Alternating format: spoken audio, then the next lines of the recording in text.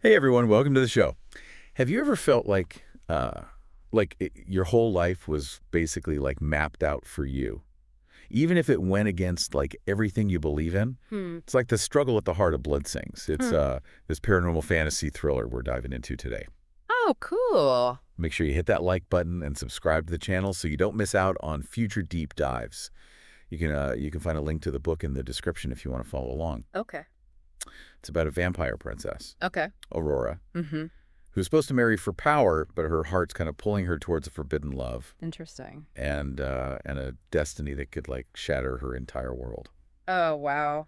That's a lot. Yeah, It's interesting how the author sets up this conflict right away, like right from the start. right. Aurora's struggle isn't just about romance. It's about challenging the very foundation of her society. Absolutely. Yeah. And to really understand that struggle, I think we need to unpack the world she lives in. So Blood Sings takes place in the Crown Republic of Transylvania. Okay. It's a vampire nation that's far from the romanticized image we often see. Right. It's a place where pureblood vampires rule, Right. but it's a rule built on a history of oppression Mm. and a very real fear of the stalkers, these Right. terrifying creatures that threaten their very existence. I see. Yeah. What's fascinating about this world building is the way it mirrors like real world power dynamics. Oh, yeah? The purebloods' fear of the stalkers is used to justify their control over the half-bloods, creating this cycle of prejudice and resentment Right. that fuels the entire narrative. It's true. You see this play out in the way the Black Guild is treated. Mhm. So the Black Guild are an elite group of warriors. Okay. They're tasked with protecting the Republic. Hmm. They're all half-bloods, incredibly skilled, but constantly looked down upon, Oh, wow. denied basic rights. So that's where Aurora's internal conflict really comes to a head, right? Yeah. She's a princess, raised with all the privileges of a pureblood, but she's sent to oversee the Black Guild, and it forces her to confront the injustices that have been ingrained in her world. You can really sense her discomfort, Yeah. her growing unease as she starts to see the world through the eyes of the Black Guild. Right. It's almost as though she's being forced to question everything she's ever known. And that questioning is further amplified by her interactions with Harbinger, Right. the leader of the Black Guild. Right. He's not just a skilled warrior, he's a half-original. Okay. Something considered impossible in their world. Right. His very existence challenges their understanding of vampire origins and the nature of their magic. Okay, so let's talk about this half-original thing, because I know you have some fascinating insights from your research on vampire lore. Yeah, sure. What makes Harbinger so unique, so threatening to the established order? Well, in traditional vampire lore, Mhm. originals are the first of their kind, often seen as gods or progenitors. Right. To be a half-original suggests a merging of bloodlines that was thought to be impossible, Yeah. a blurring of the lines that define their hierarchy. So it's not just about his power or his skills, it's about what he represents. Yeah, The potential for change, the disruption of their entire social structure. precisely. And this disruption is further intensified by the blood pact, Oh. a central concept in their society. Right. It's a powerful bond formed through the exchange of blood, but it's not just about romance or physical connection. It Okay. has implications for power dynamics, Yeah. control, and even mental manipulation. You mentioned in your notes that the blood pact is often used for political maneuvering, even coercion. Mm-hmm.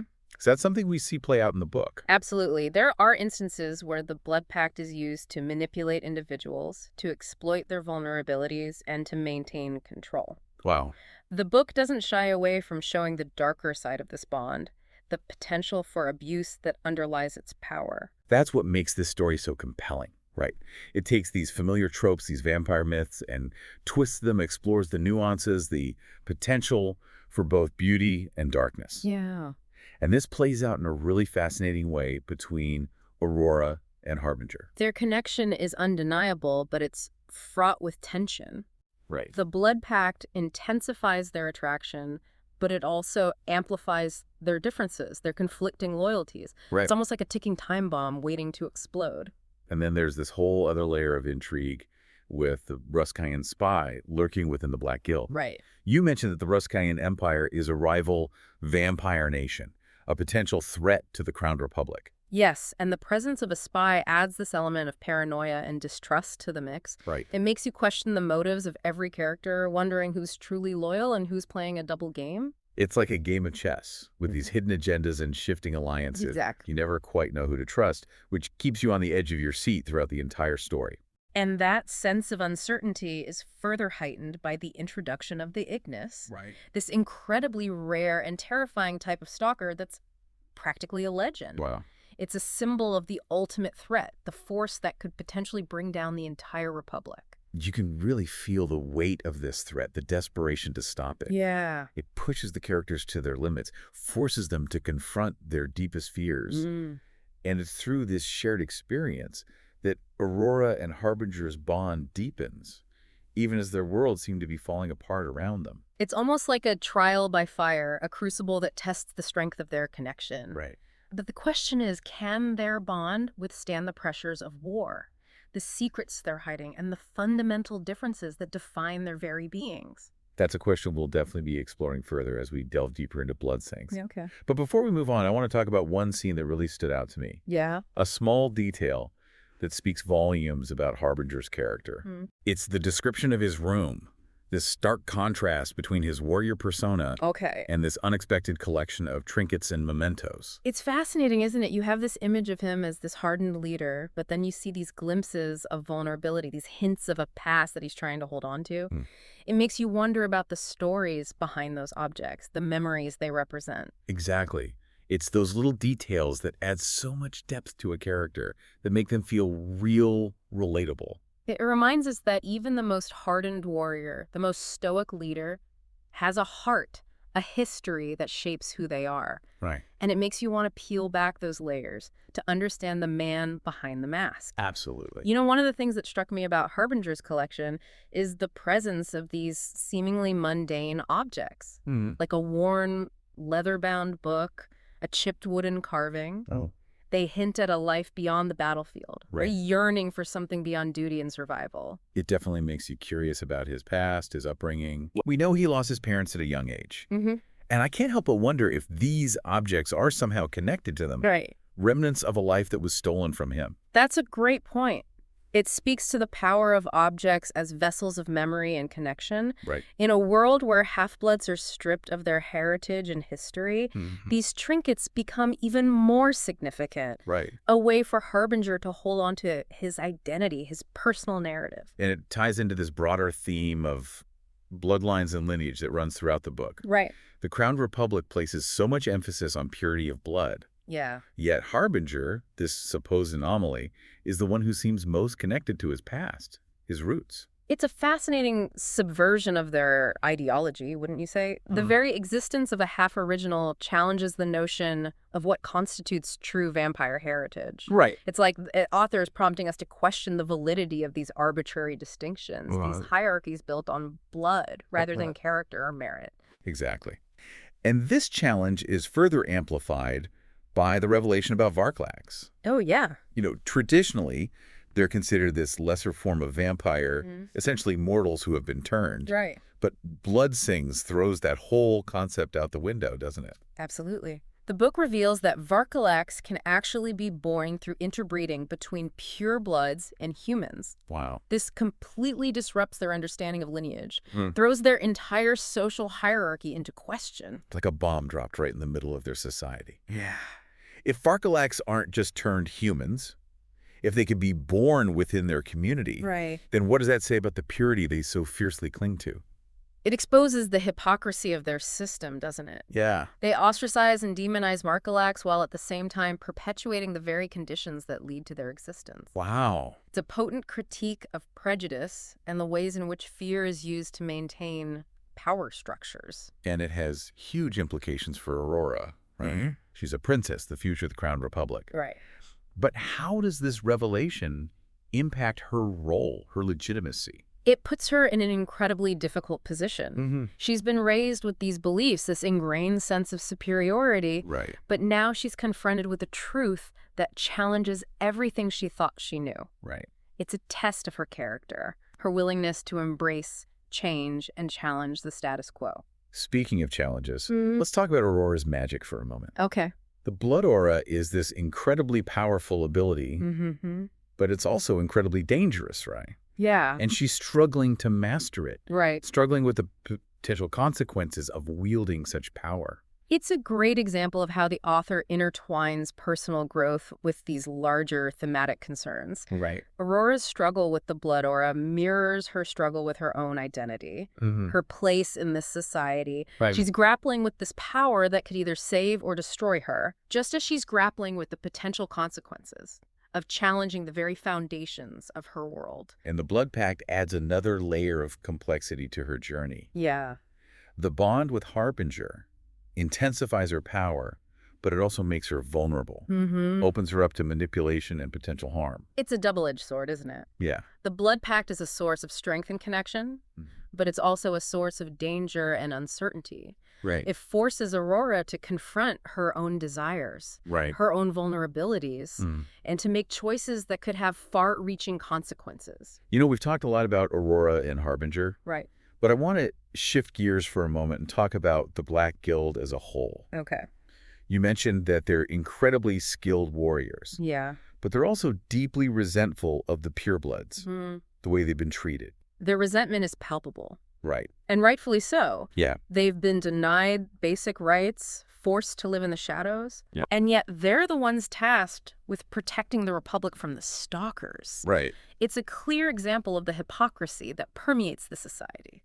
But despite this resentment, they're fiercely loyal to each other, Yeah. to their captain. They operate as this tight-knit unit, almost like a family. And it's interesting how Aurora and Selena, a pureblood lieutenant, Right. find a sense of belonging within this group. Yeah. A level of acceptance they haven't experienced within their own society. It speaks to the power of shared experience, doesn't it? Yeah. Despite their differences, they're united by a common purpose, a need to survive and protect each other. And it's through their interactions with the Black Guild that Aurora and Selena begin to question their own preconceived notions, their own biases. Yeah. They start to see the world from a different perspective, a perspective that challenges the propaganda they've been fed their entire lives. It's a reminder that empathy and understanding can arise in the most unexpected places, even in the midst of conflict and division.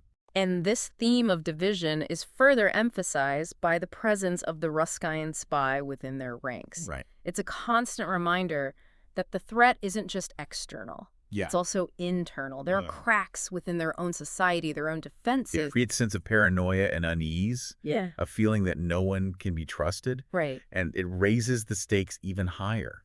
Because it's not just about defeating the stalkers, it's about navigating these internal conflicts, these Yeah. betrayals that could potentially destroy them from within. And this internal conflict mirrors the external conflict with the Ruskian Empire. Right. It's a clash of ideologies, a battle for dominance and control. Right. And it's a conflict that threatens to engulf the entire vampire world. You know, one of the things I found particularly interesting about the portrayal of the Ruskian Empire is that they're not just painted as these one-dimensional villains. Yeah. There's a sense of history, of complexity to their culture, Right. their motivations. Absolutely. The author doesn't shy away from exploring the nuances of their society, Right. their own internal struggles and power dynamics. It's a reminder that conflict is rarely black and white, Right. that there are often multiple perspectives and motivations at play. And it makes the threat they pose all the more compelling, doesn't it? Yeah. They're not just some faceless enemy. They're a force to be reckoned with, a force that could potentially topple the Crowned Republic if given the chance. It adds a layer of realism to the story, Right. a sense that the stakes are incredibly high. And it sets the stage for a potential clash of civilizations, a conflict that could redefine the very nature of the vampire world. You know, one aspect of the book that I haven't seen explored much in other vampire fiction is the way it delves into the emotional consequences of their powers, Oh, particularly the Blood Pact. yeah. It's not just about the physical connection or the potential for manipulation. It's about the deep emotional bonds that are forged, Right. the vulnerabilities that are exposed. That's a great observation. The book really highlights the emotional complexities of the Blood Pact, Right. the way it can lead to both intense love and devastating heartbreak. And this is particularly evident in Aurora and Harbinger's relationship, right? Yeah.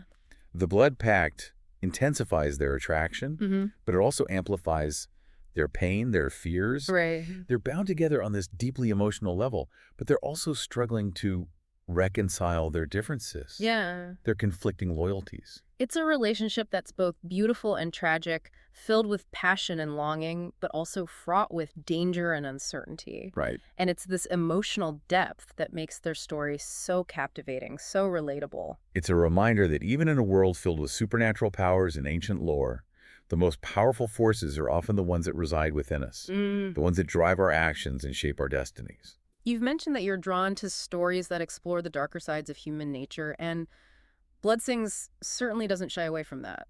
The author doesn't just present us with these fantastical creatures and epic battles. She forces us to confront the ugliness of prejudice, the consequences of blind ambition, and the destructive power of unchecked fear. It's true, there's a rawness to this story, an emotional honesty that makes it all the more impactful. You see it in the way the half-bloods are treated, the casual cruelty they face, and the simmering resentment that threatens to boil over. And it's not just limited to the societal level. We see this darkness manifest within individuals as well. Characters like Valerius Aurora's betrothed embody this toxic blend of entitlement and ruthlessness, a stark reminder that power can corrupt even the most privileged. Valerius is such a chilling character, especially when you contrast him with Harbinger. They both represent power, but in completely different ways. Valerius seeks to control, to dominate, while Harbinger, despite his strength and his anger, seems driven by a need to protect, to preserve. It's a fascinating dichotomy, isn't it? It makes you question the very nature of leadership, the difference between ruling through fear and leading through inspiration. And it's a question that Aurora grapples with throughout the story as she navigates her own path to power. One of the things I found really interesting about Aurora's journey is that it's not just about mastering her magic or fulfilling her duty. It's about finding her voice, her own sense of agency in a world that's constantly trying to define her. Absolutely. She starts out as this somewhat naive princess, bound by tradition and expectations. But through her interactions with the Black Guild, through her relationship with Harbinger, she starts to shed those layers to embrace her own strength and her own values. And it's not always a smooth or easy process. She makes mistakes, she faces setbacks, but she keeps pushing forward, learning and growing along the way. It's what makes her such a relatable and inspiring character. It's a reminder that growth often comes from discomfort, from challenging our own beliefs and stepping outside our comfort zones.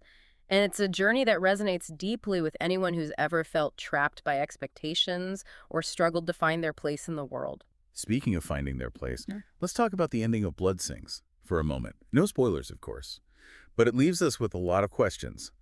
A sense that the world we've come to know is on the brink of a major transformation. It's an ending that's both satisfying and unsettling. It ties up some loose ends, but opens up a whole new set of possibilities, a whole new set of challenges for our characters to face. And it leaves you with this lingering sense of hope, a glimmer of possibility, that despite the darkness and the divisions, there might be a path towards a better future. But it's not a guaranteed future, and that's what makes it so compelling. It challenges us to consider the choices we make, the consequences of our actions, and the power we have to shape our own destinies. Well, we've covered a lot of ground today. Explored the intricate world building, the complex characters, and the thought-provoking themes of Blood Sings. But the real conversation starts. Now we want to hear from you. What stood out to you the most? Was there a scene that left you breathless, a character that you couldn't get out of your head?